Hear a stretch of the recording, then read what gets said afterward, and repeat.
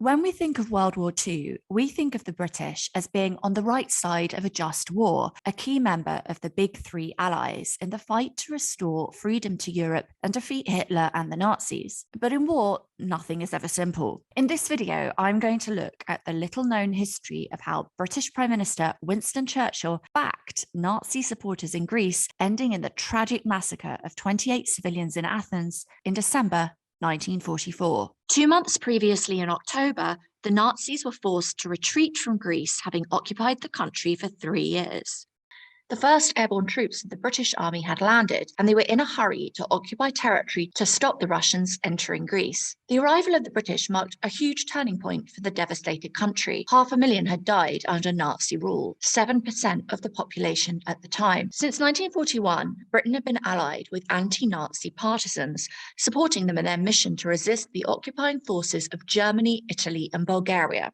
But Prime Minister Winston Churchill was terrified of the influence of the Communist Party within the resistance group he backed, EAM, the National Liberation Front, along with its military wing, ELAS. So why was the indomitable Winston so concerned about the communists? Well, the British Prime Minister felt that backing them could ruin his plan to return the Greek king, George II, to power. This is why he made the decision to support Hitler supporters against the resistance. On the face of it, this seemed like a huge betrayal of brave Greek rebels who had done so much to fight the occupiers, like blowing up critical infrastructure, fighting the occupation through non-violent action. In fact, historian John Newsinger said that the Union's success in fighting a German plan to conscript labour to work in Germany was one of the most remarkable in the history of the European labour movement during these grim years.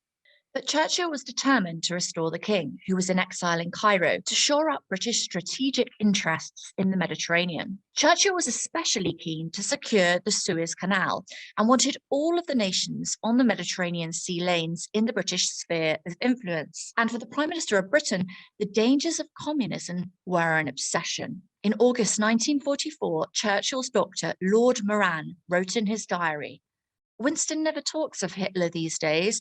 He's always harping on the dangers of communism. He dreams of the Red Army spreading like a cancer from one country to another. It's become an obsession, and he seems to think of little else." Going on to note that Churchill's response to the Soviet offensive in Romania was to exclaim, "Good God, the Russians are spreading across Europe like a tide." Churchill's paranoia spurred him to sign the secret percentages agreement with Joseph Stalin in October during the Fourth Moscow Conference in 1944. It gave the percentage division of control over Eastern European countries, dividing them into spheres of influence. The document says that the Soviet Union would have 90% influence in Romania, 75% in Bulgaria, while the UK would have 90% in Greece and share half of Hungary and Yugoslavia. But there was just one tiny problem. King George II wasn't popular with the Greek resistance, who controlled most of the country by the time the British arrived. This was because before World War II, Greece had been ruled under the iron fist of General Yannis Metaxas, who was supported by the king. His regime was authoritarian to say the least. Strikes were banned, censorship rife, and huge numbers of socialists, communists, and trade unionists had been imprisoned.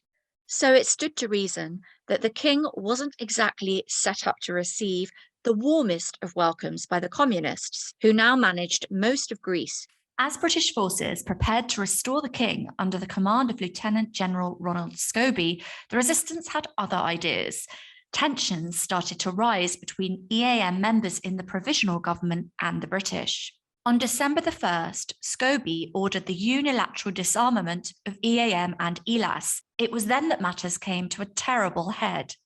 2 days later, the British Army teamed up with local Nazi collaborators and fired on a civilian crowd demonstrating in Syntagma Square in Athens in support of EAM. The crowd was made up of thousands of Greek Republicans, anti-monarchists, socialists, and communists. They had been carrying Greek, American, British, and Soviet flags and chanting in support of the wartime alliance. Despite the police cordons blocking their view, several thousand broke through. It was then that the shootings from Greek police positions on the Parliament building and British headquarters in the Grand Britannia Hotel started. 28 civilians, mainly young men and women, were killed, with hundreds injured. It was a bloodbath.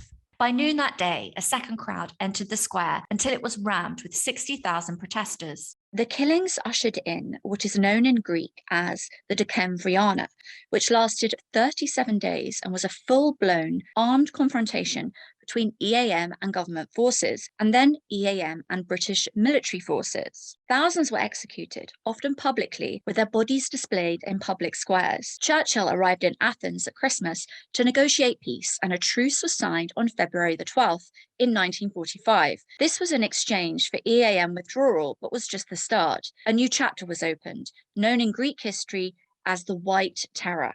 Anyone suspected of helping Elas during Decemvriana or even Nazi occupation was rounded up and sent to gulags, interrogated, often tortured, and even murdered. As the historian David Close argued in his book, The Origins of the Greek Civil War, the White Terror was made possible only by British backing. Civil war in Greece continued on and off until 1949. Hundreds of thousands were killed, and the country was left in a greater economic crisis than the country suffered during the Nazi occupation. For many people, it will be a surprise to learn that the British actively backed Nazi collaborators in Greece. It is widely assumed that Hitler and his supporters were the enemy to be defeated at all costs. But when it comes to war, there are no rules. Often, devastating compromises need to be made along the way. Churchill made the decision to turn on his former allies, which resulted in the massacre in Syntagma Square, helping to kick off years of bloodshed in Greece. This may seem like the ultimate betrayal, but it could be argued Churchill was in a difficult position. The Western Allies would not allow Greece to be under the Soviet Union's rule. If EAM and ELAFs had been allowed to control the country, there would have been a bloody period of chaos and murder. Greece could have become under the Soviet Union's control, which was unthinkable for the Allied forces. By restoring the government in exile and the king, order could be restored with British and Western support. None of the options would have come without slaughter and revenge. We now know that after years of bloodshed, Greece was able to develop rapidly with the help of the Marshall Plan's grants and loans. Greece joined NATO in 1952, becoming part of the Western Bloc of the Cold War. However, the seeds were sown for deep division between left and right in the country that continue to this day. In war, there are no easy answers, and hindsight is 2020. But on that winter's day in 1944, Britain made a decision that affected Greece's future to this day by turning against its former allies.